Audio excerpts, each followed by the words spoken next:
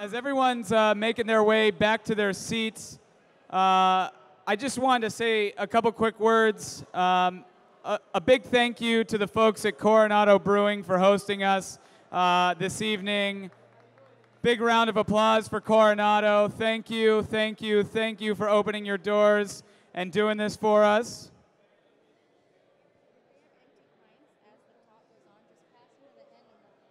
Okay, so just one quick note. As you guys finish your beers, if you guys have empty pint glasses, just pass them down to the ends of the aisles here, and there'll be servers coming around picking those up for you. Thank you guys, Coronado, awesome. Oh, I'm gonna thank the sponsors, Tommy. I know how to pay the bills. Speaking of which, our sponsors of the evening. No, in all seriousness, we wouldn't be able to send this crew around the country. We're gonna visit 8 cities this year with the Brew Talks meetup, and we really wouldn't be able to afford all the flights and sending gear all around. I'm sure you've seen the camera equipment and stuff. We wouldn't be able to do that without our sponsors. So a big thank you to Owens, Illinois, Raring Pacific, and Vicinity Brew. They make this whole thing happen alongside with the breweries that we visit. Without the breweries, without the sponsors, we wouldn't be doing it, quite frankly. So it's a pleasure and an honor to have these folks supporting us and making this all possible. And then the final piece of this evening is actually a charitable component. So this evening we were raising money for the local chapter of the Susan G. Komen Foundation, Beer for Boobs. And they're taking selfies right now. This is the age that we live in, you know. We're all taking selfies. We're all on Snapchat. That's going to Tinder. So Neva is actually going to say a couple words about Beer for Boobs. I know that she's deeply involved representing White Labs. So take it away. Thank you, thank you, thank you. We tried a selfie. I'm not sure if that worked, Peter. No, I don't think no, thank you. But anyways, thank you all for coming. I know that the event tonight is benefiting Beer for Boobs, which is our local Susan G. Komen organization. And it's a nonprofit that we at White Labs started in 2008, really just to do the 3-day walk. And it's been really awesome. We've been so fortunate to have the support of the industry, and super excited that we were selected tonight to benefit from this event. So thank you all so much. So yeah, over $1,000 raised tonight for Beer for Boobs. Cheers to you guys. Thank you, thank you, thank you. We try to support a charitable organization in every city that we go to. We like to work with the breweries, and big ups to Coronado for selecting Beer for Boobs to help us out with this. It's a big component of what we do. And with that, I'll kick it to my colleague Dave Eisenberg to introduce our next panel. Cheers. Can everyone hear me? Am I heard? Can you hear me? All right, cool. I'll project. With this next panel, we'll be discussing creative growth strategies, and I'm pretty excited with the panelists we've landed for tonight. To my immediate left, we have Peter Zion, the owner of AleSmith and the co-owner of a new joint venture with McKellar, which was recently announced. We have Neva Parker with White Labs. She's the head of laboratory operations there. She just gave us a brief overview of the charitable component. And then we have Tommy Arthur, the co-founder of Lost Abbey, Port Brewing, Hop Concept, whole bunch of things. So we'll be sort of going over all of that stuff this evening. And I guess just to jump in with it, I'll have them explain sort of their new ventures and what they've got going on, because they can expound on it much better than I can. So I guess just to start, can you each tell us a bit about your new endeavors? Peter, you have this new joint venture with McKellar, but you're also expanding the AleSmith business. Neva, you guys are getting set to launch a new facility in Asheville, North Carolina, as well as a partnership with Three Floyds and McKellar in Denmark. And Tommy, you guys have just recently launched a new brand under the Hop Concept Brewing banner. So I guess just starting with Peter and going down, if you guys don't mind, just giving us a brief overview of those things. Sure, happy to. Well, AleSmith is in its 20th year of existence, believe it or not, 1995, and thank you. And part of that celebration is opening up a brand new 105,000 square foot facility, all German-made equipment, really state-of-the-art new brewery going on. And then on the flip side, my old facility, I've started a creative partnership with Mikkeller from Denmark, and we're going to make beers together there, as well as invite brewers, probably starting in San Diego, wanting some of you to collaborate with us. And we'll have Collaboration House going on there. So definitely knee-deep in debt and all sorts of fun things like that. Well, for us at White Labs, we announced earlier this year that we'll be opening another production facility in Asheville, North Carolina, which is pretty exciting for us. The second part of that is that, similar to Peter, we actually will be partnering with Mikkeller and Three Floyds, who are opening a brew pub called War Pigs in Copenhagen, Denmark, and that's going to start later this year. We are actually going to be doing a satellite production over there to service our Scandinavian market and hopefully grow to some of the European customers that we have over there as well. So we're really excited about that. And the partnership makes perfect sense because we've got this kind of San Diego, Denmark thing happening, and it's really cool. We're really excited about that. Awesome. So in 2006, we launched a new brewing facility in San Marcos, formerly known as Stone Brewing Company, and we adopted Port Brewing and the Lost Abbey in their old space, and we decided we were going to make West Coast-centric beers and Belgian-inspired beers in that facility, and for the last 9 years, we've been making Port Brewing and Lost Abbey beers. This year, we decided we were going to add a little bit of a wrinkle to that space and release a new third brand for that facility called the Hop Concept, and under that Hop Concept moniker, a new set of IPA-forward beers called the Hop Freshness series. And the purpose of the Hop Freshener series was to release seasonal IPA, limited quantity, very fresh, very much buy it when you see it. When it's gone, it's gone. And it's been great. Everything about what we wanted to accomplish with the first batch of beer, which was called Dank and Sticky, was great. We're actually brewing the second round of beers right now, Citrus and Piney. And every 2 to 3 months, we're going to release a new double IPA. And when it's gone, it's gone. It's a great thing.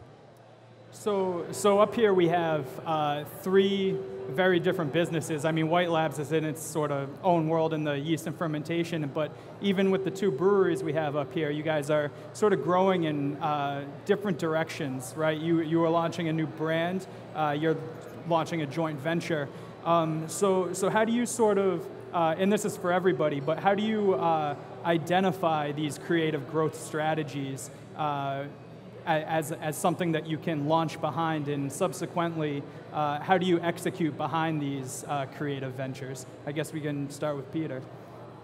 Well, loaded question. I mean, we all, I think, want to grow, and from AleSmith's perspective, it's really about giving back to team members. My wife and I are very committed to making my brewery workers, that we call team members, the highest paid, most benefits. We want to really give to them. So to that extent, we wanted to grow. Our beer has been in demand ever since we started brewing in 1995.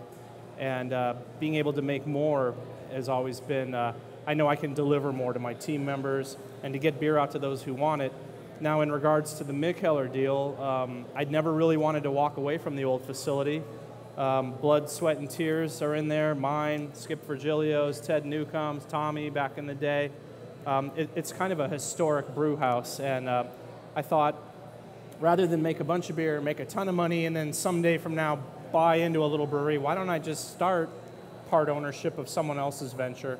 So I'm excited that I get to do the big move, which is maybe more traditional, to just move to a new facility, and also maintain the small home brewer side that's in my heart, and make beers with Mikkeller in the old facility.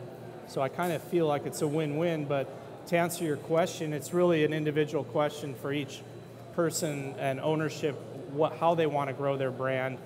AleSmith, and I know it's like-minded on this panel, it's all about the quality, and everything that's come from the glass of beer at AleSmith, and I'm going to continue that way. We'll have the capacity to make 200,000 barrels, but we'll be making much more conservative growth clips. For this year, we're adding only 10,000 barrels. Next year, we'll add 20,000 barrels, and we'll take our time getting there because without the quality in the beer, there's no reason to just make more beer. It has to be AleSmith beer. So I guess moving on to Neva, how did you guys at White Labs sort of identify Asheville and Denmark? We were talking earlier, and you mentioned you guys have a presence in Denmark already, but what can you sort of walk us through the process of how you guys landed in Asheville? It's kind of a craft hotbed on its own, an emerging market. So is that something you guys consider, or how do you identify that? Yeah, I mean, it's an interesting question. It's something that we've looked at for the last several years, is, you know, expanding and where that market was going to be. And I think along the same lines as what Peter was saying, the quality that we bring to the market, we really want to maintain. And, you know, I think from us as a supplier perspective, it's slightly different, but the quality and the local aspect is really important to us because we want to aid in that overall quality of beer and what can be out there on the market. So being able to provide yeast that's really fresh to people in different areas is a big deal. We looked at a lot of different places along the East Coast and how we could really make this work. And because Asheville is already an emerging craft beer market where there is a lot of excitement, it reminds me a lot of Portland, Oregon, in that it's sort of like this grassroots sort of brewing venture where people are really excited about the new things that are happening, and they're very experimental.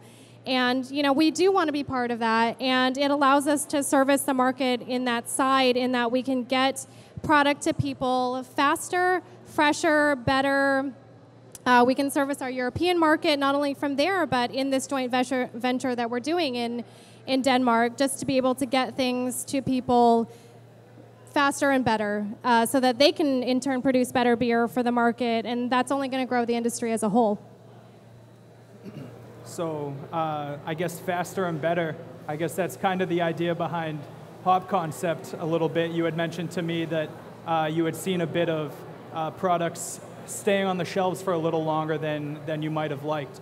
So how did you sort of identify that you wanted to go with a new brand under the Hop Concept moniker rather than, I guess, leverage the Lost Abbey name or the port name? I guess what was the decision-making process behind that? So we had a lot of conversations at the brewery about launching a third brand because most breweries don't have 3 brands under one roof. But it was a very simple decision for us because we wanted to actually make the experience front and center. And the experience was a lot of people coming to the craft market and a lot of people not knowing how the beer smells and tastes. And we basically built a brand in the Hop Concept about smell and taste. This is dank and sticky. This is citric and piney. It's lemon and grassy. And what we wanted to say was, this is what you should taste. This is what you should smell. But only if you're drinking it now, because now is when we want to drink it as well. As brewers, we want people to drink the beer in that right moment, and you want freshness to be key. And in order for that to happen, you have to make a finite amount of it so that it's gone. Because if it sits on a shelf for too long, it starts to change, it starts to mutate, it starts to evolve or devolve. And we wanted this to be a brand that wasn't about de-evolution or about going long on the code. We wanted to build a brand that was make it now. If you walk by it and you forget to pick it up or you choose to not pick it up, you're going to miss out. And that's a big part of the Hop Concept for us, is here and now, here and now. And especially with IPA being as king as it is, and 50% of all the craft beer sales these days, if you don't buy it in the right moment, you're missing out. It's a moment brand for us. If you get it when it's out, you're rewarded. If it sits too long, it's our fault. So I sort of see a bit of a commonality between sort of what you guys are doing and what AleSmith is doing, in that a lot of the business is predicated on small batch and ultra fresh. As soon as just get it as fresh as possible, rather than sort of grow as fast as you can and get as much product out there as possible. How does that strategy help you, I guess, examine how products behave in the marketplace versus sort of, kind of just growing like a weed and growing to meet as much demand as possible? What are the differences when it's in more of a controlled environment? So I'm going because I have to. Very simply, in my world, no product became too great by getting too big and going too fast. Yes, there is pent-up energy and there is timeliness and responsive to the market, but the bigger you get, the harder you fall. And the more available you are, the more difficulties you experience. And so for us, we launched the Hop Concept brand under a premise of not being too big for too many people. We basically said, we know we're going to run out. We know we're not going to make enough, and that's going to become part of this. But hop freshness is king, and lots of us make hoppy beers, but we're all fighting one thing, and that's too much beer going bad on the shelf. Either? Yeah, all great points. I think I do want to make more beer, but I think I see a similarity in our companies. It's always been about the quality of our beer, and it's not just about making more beer. So many breweries have raced by both of us that have come onto the scene of late, and that's okay. I just want people to know when they buy one of our beers, that they're going to know that so much was put into it to make it of the highest quality. What I can do about keeping the beer on the shelves at the right time, is just now in our 20th year finally investing in a sales and marketing department. And it's not so much as, convincing you to buy our beer. It's more like just telling our story so more people know what we're about and how they can find the quality. We do date all of our bottles. I buy a lot of my own beer. If I see something hitting month 4, I buy it, and I'll buy them out even. I'll go into Sprouts. I'll say, I don't know why, this should be happy, but people have a lot of choices now. I think all of you craft beer drinkers love making the rounds and trying everyone's beer, and that's fine, but, the beer being consumed at the right moment is what we're all about. Know what you're buying. Yeah. It basically boils down to, with so many choices today, know what you're buying. Know that you're getting the beer you want to buy. Look at the code, determine whether you want to buy that. But it's very difficult for us as producers sending beer out to have beer, on the eastern seaboard somewhere that's 3 months, 4 months old. And the reality is that we have beer. We do. And there's plenty of breweries that have that same thing. But we at least have a date on our bottle, and we know when it's old, and we can buy it back. The issue is if you don't have a date on your bottle, how does your consumer even get to make that decision? Nothing chaps me more than to have someone say, I bought a bottle of your Wipeout IPA, and it tasted okay. To me, that says it wasn't fresh. Because when it left our brewery, it was fresh. And to that point, I think half of my lineup is kind of date proof. We have, half of our lineup is over 10% alcohol. There's no pull dates on those. So I think it's kind of the reason why AleSmith's even here, is we were able to kind of insulate ourselves from that.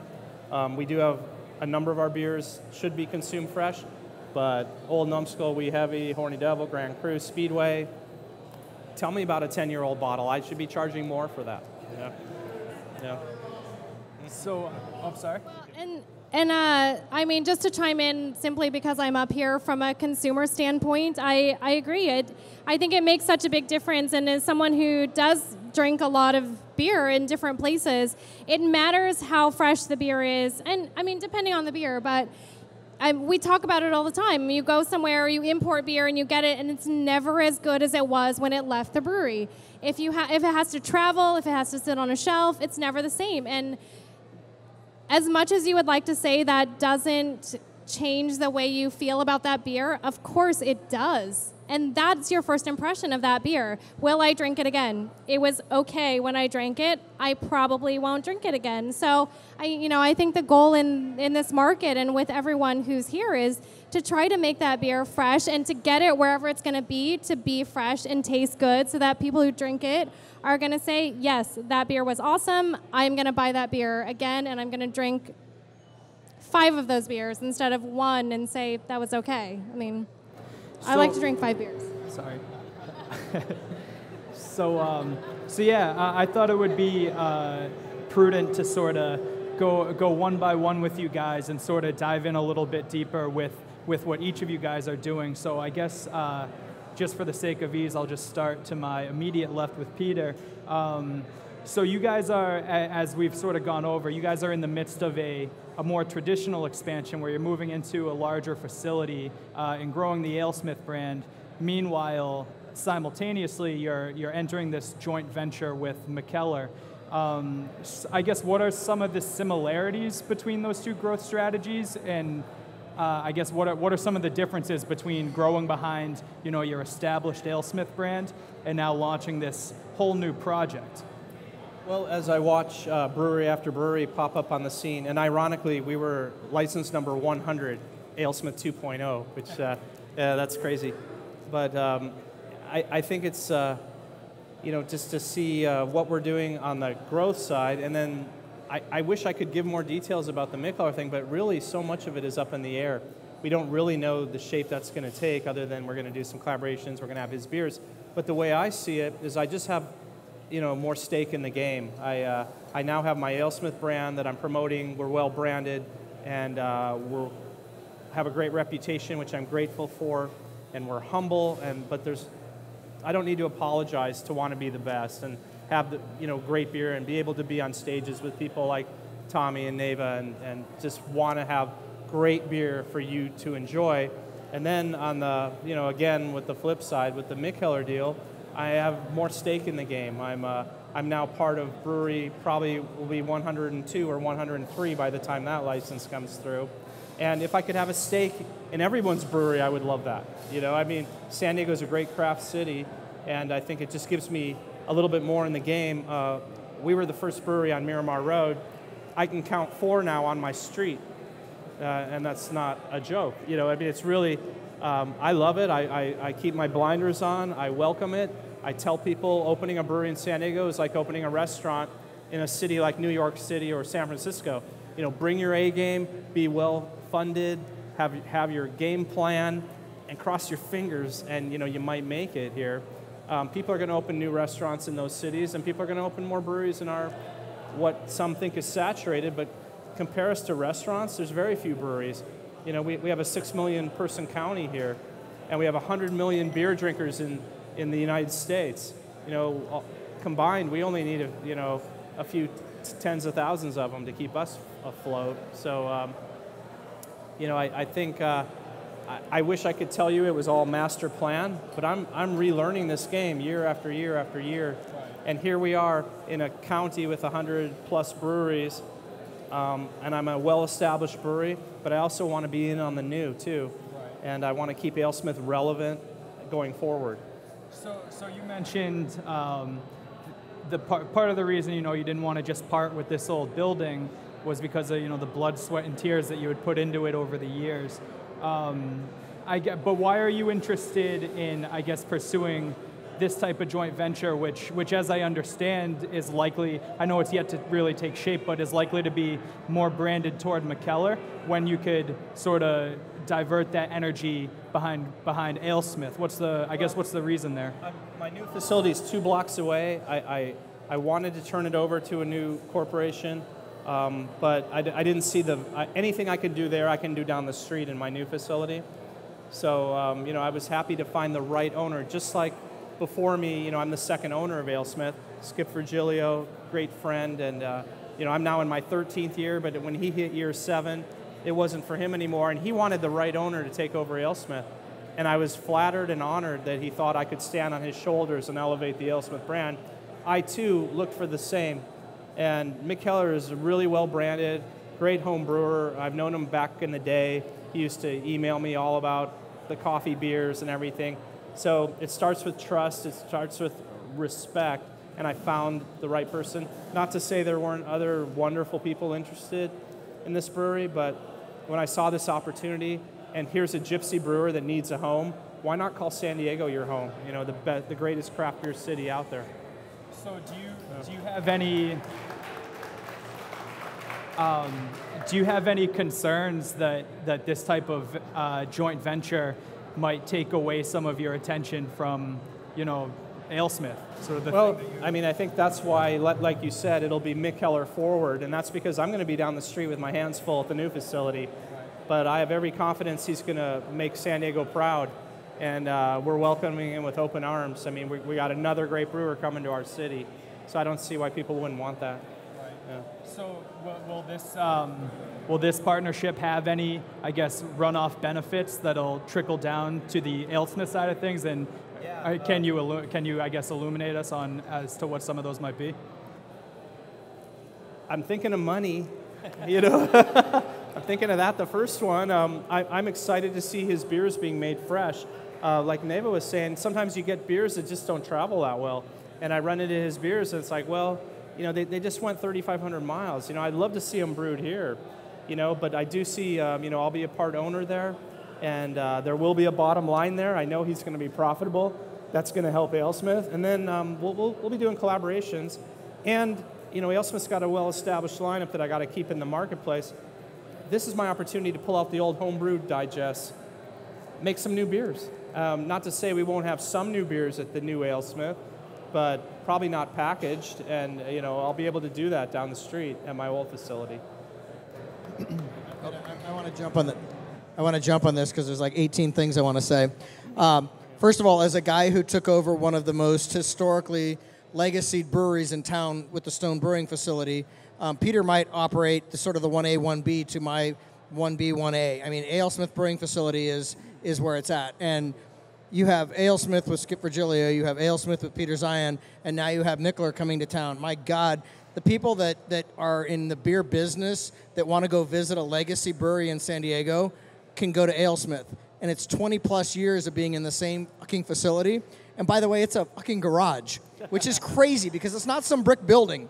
I mean, it's insane to think that 20 years in one brick building, more than one now, but that you could actually visit the original AleSmith facility. It doesn't have the same equipment, but that's okay. It's at Eagle Rock and beyond. It's cool. We operate a facility that the Stone Brewing Company grew out of. That's really cool. It's unheard of to have garage-based or warehouse-based facilities that have 20 years of legacy behind them. So I'm super excited about that. And screw you for giving him, by the way, an opportunity to come to San Diego, because now there's more pressure on the rest of us to up our game. And that's okay, because think about it. The Scandinavians want to come to San Diego. Yeah. That's pretty damn cool. How cool is that? Yeah. 20 years ago, that's unheard of. Yeah. So I'm pretty excited. But when the news broke, I was like, oh, well, F those guys. Because I was a little like, wow, there's a whole new sheriff in town. It's okay. We can lock him up too. But it's pretty damn exciting to think that you get to move out, hand the facility to a perfectly excellent partner, and more great beers coming to this town. So it's exciting as hell. Legacy brewing in this town is unheard of. We're under 20 years, basically, of brewing in this town. But the legacy of brewing that's going to go in the next 20 years is incredible. And it's super exciting to know that you passed the baton to someone that can do that. So, and that's all coming from the guy we're all chasing, right there, for quality. Yeah, thank you. So, sorry, go ahead. And really, I think everyone's chasing San Diego, because even breweries like Brewdog are coming to San Diego to recruit. So I think that in itself is amazing and is a testament to the talent that's here in this city. So yeah, we can certainly return to this, but I definitely want to dive in on some of the other specific projects, and I guess we can go to you, Neva. As we've sort of addressed, you guys are established here in San Diego. You've been in Boulder, Colorado for a while, and you'll be launching in Asheville and Denmark, and you have a presence in Davis. So I guess how does that strategy complement White Labs' business to sort of? It seems like you're kind of following footprints where craft is kind of growing. Is that what you're doing, or if not, what are you guys? How are you guys expanding?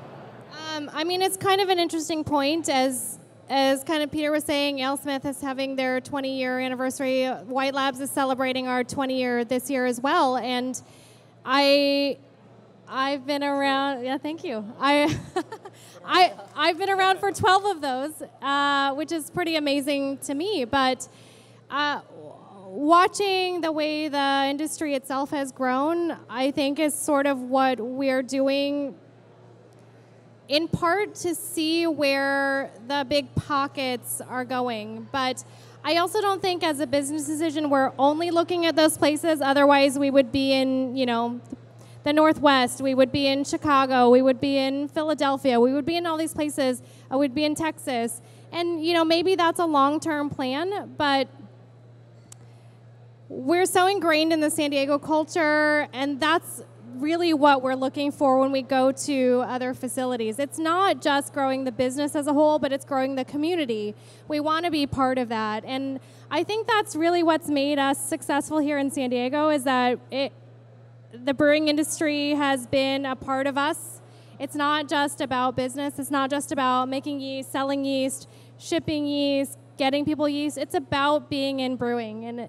And I can say that as a business model, that's part of what we love. We love the beer industry, and places like Asheville, where we really go and we feel like people love the beer industry the way that San Diego does, where we can pop our business in there and have the same kind of relationship that we do here. That's what we want. And that's, the same thing with the way we feel in Denmark. We want to do those things. We want to have those relationships. We want to be best friends with brewers. That's what we love. I feel personally, for me, having been in it for quite a long time, I was young when I got in this business. I feel like I grew up in the brewing industry, which is so awesome for someone like me. And I've known Tommy and Peter and these guys for a lot of my lifetime, and that's a big deal. That is what we want. That is the kind of relationship we want to foster wherever we open our business and wherever we put our business model. So, it's a big deal to me. Yeah. So,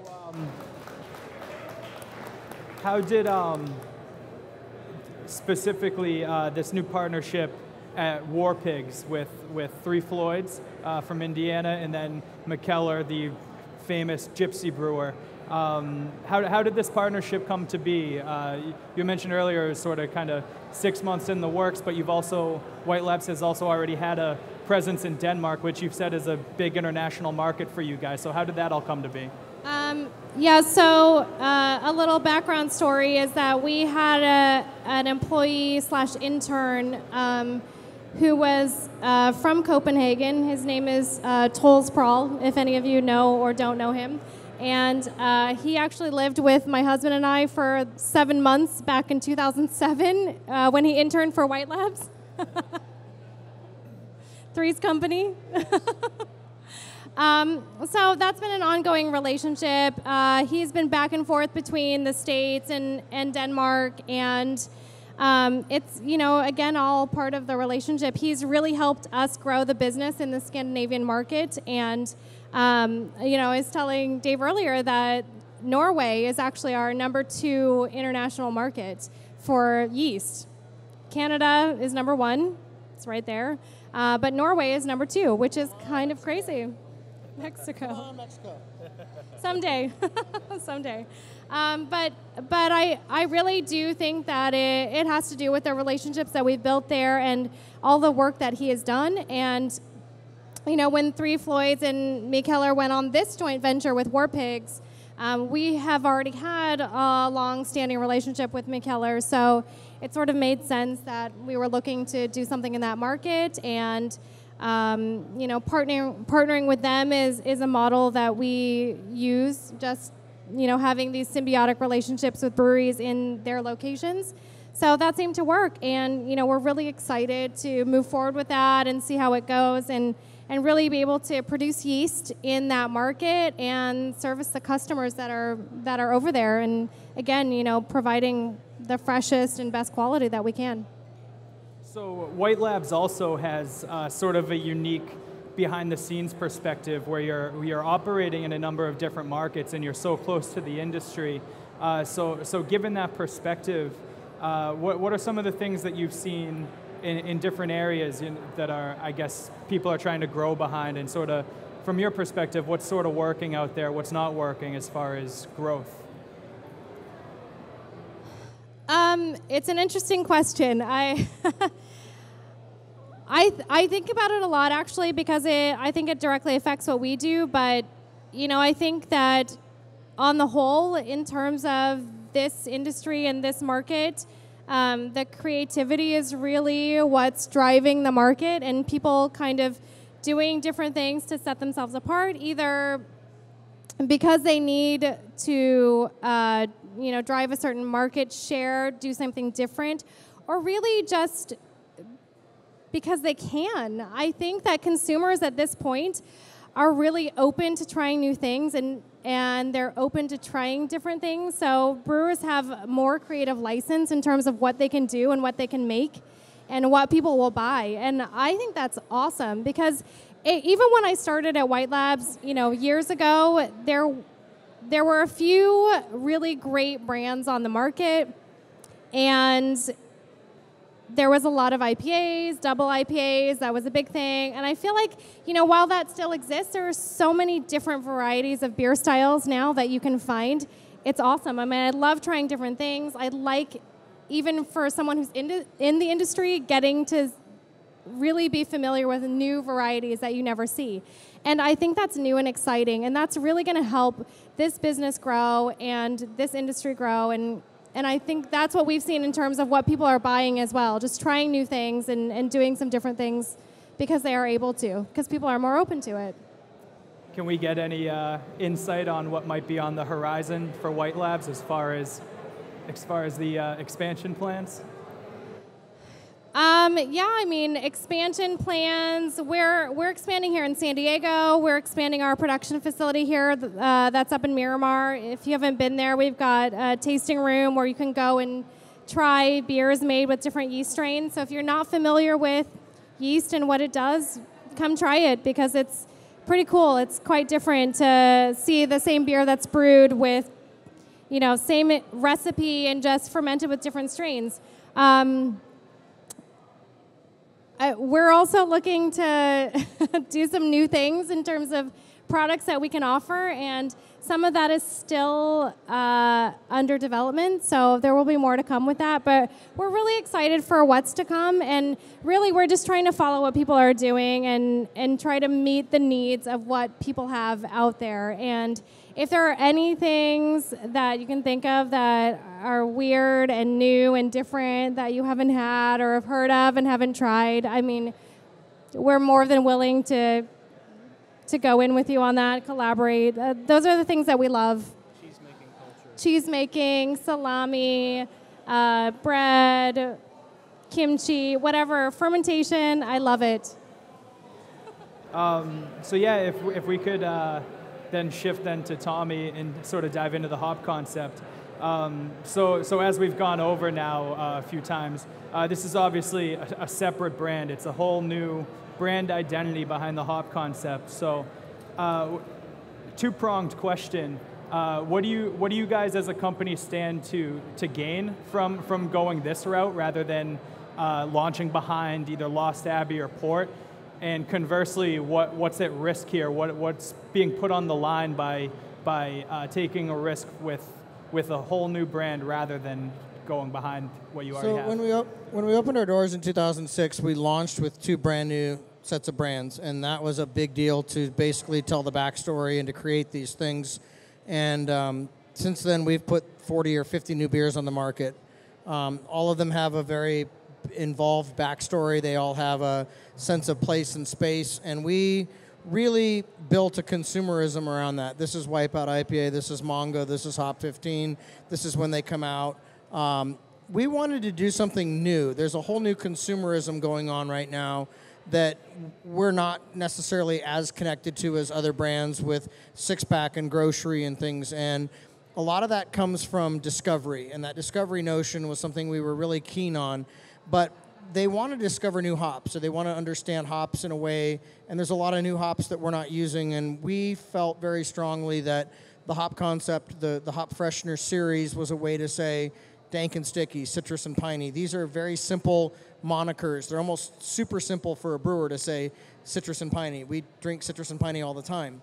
We make lots of citrus and piney type beers, but we don't make them focused singularly on that expression. And that's what the whole thing came to be, was this is two things, taste and smell, taste and smell.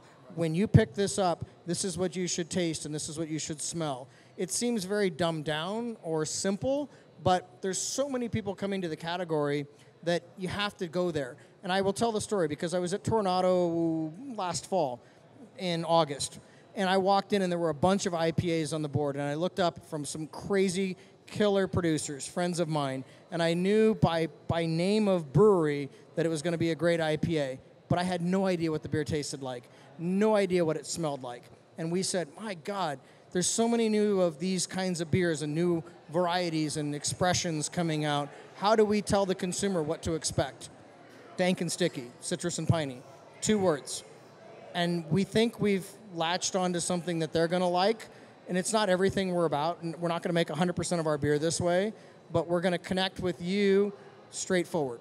And we're not going to involve you on 82 guys making beer behind the scenes, and we've been doing it for, no disrespect, 20 years, because we've been doing it for 9 years. But the consumer wants the simple thing. And if we can distill it down to a simple level and deliver what dank and sticky tastes like, they can really buy into that. There are plenty of dank and sticky beers. I know Peter makes citrus and piney beers, but how do we tell that story? And sometimes it's the straightforward literalness that we have gotten away from, and that's what we tried to do with that brand of beers. The backside of it, the difficulty, we make a lot of different style beers. I'm wearing 3 different points of things tonight. I have a port brewing hat, I have a Lost Abbey jacket, and I have a dank and sticky. See? So I have 3. Next time you see me, I'll look like a fucking NASCAR driver, okay? That's basically what we've become. Is iconically, I'd like to thank my port brewing sponsors, my Lost Abbey, gear, and the dank and sticky people for providing. But does this create any confusion though in the marketplace? Any confusion by a consumer that's not as plugged in? It doesn't confuse me because I know what it tastes like. But all we're trying to say to the consumer is, you want something new. We are known for doing something great. Give us a shot. And I don't know. It's pretty radical. I hate using the word radical because it's like, wow, we're out on a limb. Not a lot of places have 3 brands, and so it might be a little aggressive, but not because it's like, so my God, crazy cool that we're doing it. It's a thought. It's a chance, and it's a simple thing. We will walk away from the hop concept if it doesn't work. If it doesn't work, it's just IPA, and there's a lot of it in this town, but it's a lot simpler IPA than things we've told stories on in the past. Maybe simple IPA or simple storytelling helps the consumer today. So how are you guys working to educate your distributors and your retailers and the consumer that these 3 different brands come from under the same roof? How do you create that cohesiveness while also creating 3 separate identities? Yeah, that's a good question. Our distributors have been great. They embrace when we say that we want to do this new thing. It's not simple. It's not easy. But if there's one thing that a distributor can sell these days without needing a lot of story, it's IPA. And I think more than anything, when we built the brand, the concept, we said, if you were a distributor a long ways from where we make beer, what can we do to help you? How does it taste and smell? How do you go tell someone there's only so many cases and so many kegs of it? How does it taste and smell? And we distilled it down to a very simple essence. It's almost too simple for brewers, but at the same time, the consumer needs some simplicity. I think the simplicity is where it lies for us, which is very, very different than anything we've ever done. I'm sorry to stop you there. Okay. I'm told we're pushing up against it time-wise, so I guess just before I do cut us off, I'll ask if we have any parting words or advice for... We're going to give Peter the entire floor here, right? The entire floor to simplicity. Go. I'll throw in what I was going to add to Tommy is that I love that we do need to stay relevant, and what they're doing, it's great. Tommy, he carries the name, and doing something new like this is relevant. And then the second aspect is education. We're both betting the farm on educating the consumer. When you guys know the difference, and I know everyone in this room does, but we have a big battle to fight out there. When people know the difference between mediocre beer and great beer, then we're home free. And it's all about our message. So there they are, elevating you and educating you to what a hoppy beer should be like and what you should expect, and to improve your sensory analysis on it. And same with the AleSmith message. we're always trying to educate and let people play this game. We're very inclusive. Love the wine people, but they do have an exclusivity to them if you don't know the right language and the vintages. But here we are in this craft beer game. Everyone can play. We want you to be educated. We want you to know the difference. And just drink craft beer. You don't have to drink AleSmith every night. Drink craft beer. That's all we're asking. And you got a lot of choices, so go out there and do your homework. That seems like a good spot to wrap up. So, yeah, I guess just one more round of applause for Peter, Neva, and Tommy. Thank you guys so much for coming out. And I also just want to thank our sponsors one more time, without whom we couldn't do this. Owens, Illinois, Rarig Pacific, and Vicinity Brew. Thank you all for coming out, and I guess let's have a beer.